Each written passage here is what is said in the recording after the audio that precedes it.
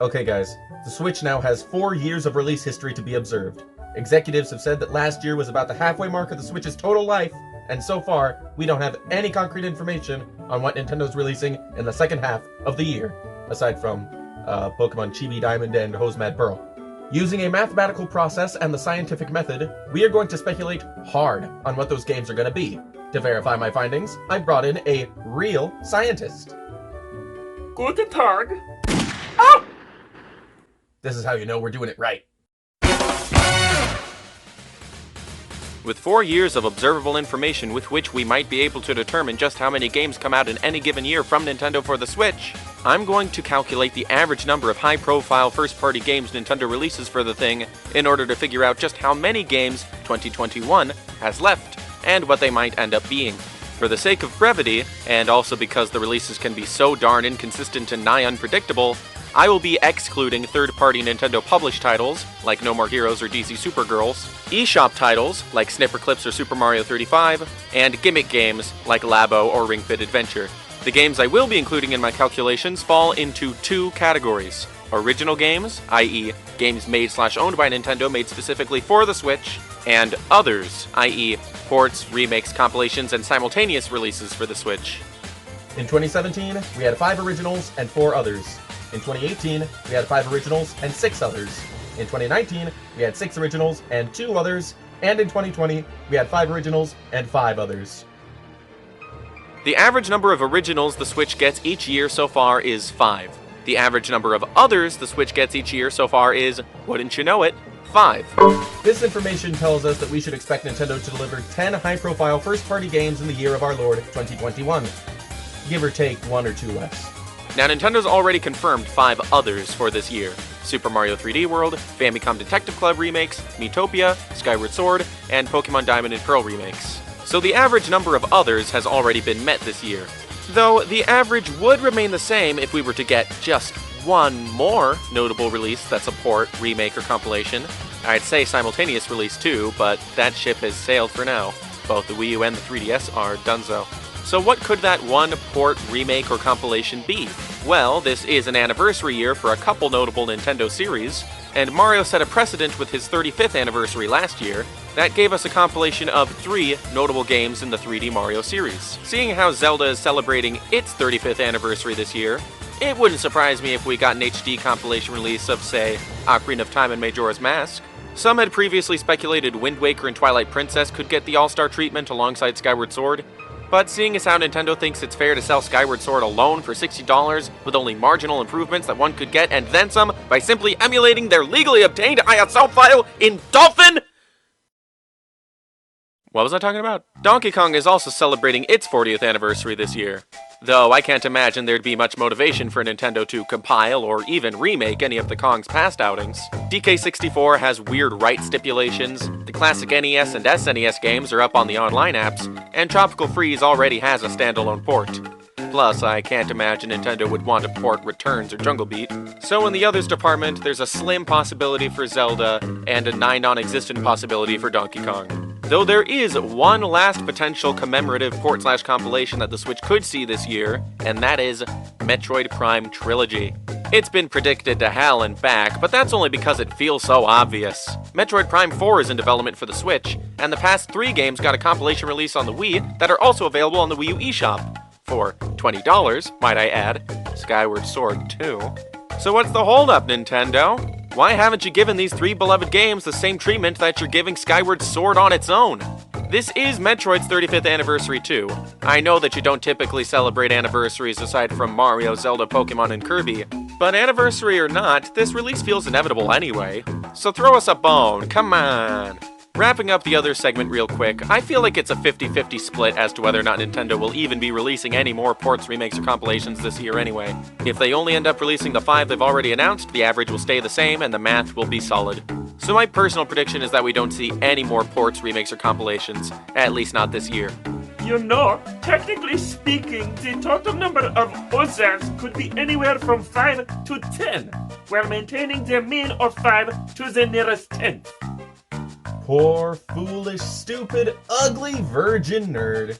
Math may support the idea of Nintendo releasing 5 more ports before the end of the year, but any Nintendo fan worth his salt can tell you that it is a fallacy to expect more than the bare minimum from Nintendo. Let's move on now to the juicier category of Switch games, the originals. So far, we only know about 2 original releases from Nintendo for 2021. New Pokemon Snap, and Mario Golf Super Rush.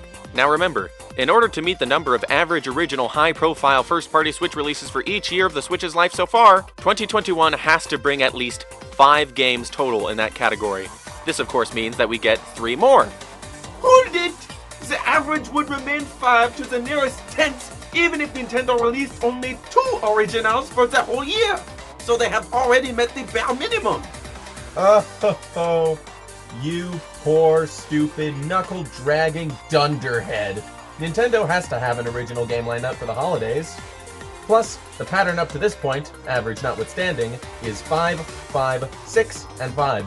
Tell me, Poopin' Fartin', do you seriously think that this year of all years will be the first one in the Switch's life to not have at least 5 original game releases? Dice is not worth $60 stipend. 3 more games, let's go with that. But what will they be? Let's start off by looking at games confirmed to be in development that aren't already slated for 2022, like Splatoon 3 and Pokemon Legends. There's The Legend of Zelda Breath of the Wild sequel, and Metroid Prime 4. Metroid Prime 4 is definitely not getting released this year, are you kidding? Next year, maybe, but this year? Nah, fam. Development on that game restarted completely in 2019, and Retro's been hiring key staff members as late as last year. This one is still a ways off. Patience, Metroid fans. Take comfort in the fact that you at least know the game is happening at all. My fellow F-Zero fanatics and I aren't afforded such a luxury. This brings us finally to The Legend of Zelda Breath of the Wild sequel. Now this is a game that was announced 2 years ago that's reusing assets from an existing Switch game in a series that normally takes 5 years between entries, where they normally start all facets of development from scratch each time. Looking back at our dear friend Math, if we get this game in 2022, that means it will have taken the same amount of time to make an asset reusing sequel as it potentially would have to make a completely new entry in the grander Zelda canon. I'm gonna go with Breath of the Wild 2 releasing this holiday. It seems to me you are either selectively using math to make your guesses sound more valid than they are, or Nintendo is just completely illogical! Adding Zelda to the docket, we now have 3 original Nintendo Switch games for 2021.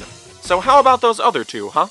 At this point we're hazarding guesses, but who cares, let's hazard away. If I were to hazard a guess, I'd say the last 2 titles would be something multiplayer focused and something single player focused respectively.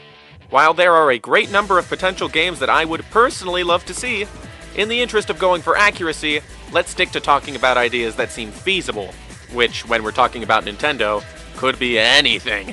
Just as long as it isn't what fans want. So with that said, 2 popular picks that fans have been clamoring for in recent times, a new Mario Kart and a new Donkey Kong Country, I'm going to say are not releasing in 2021. So how about titles that would be divisive or at the very least generally underwhelming? Fire Emblem?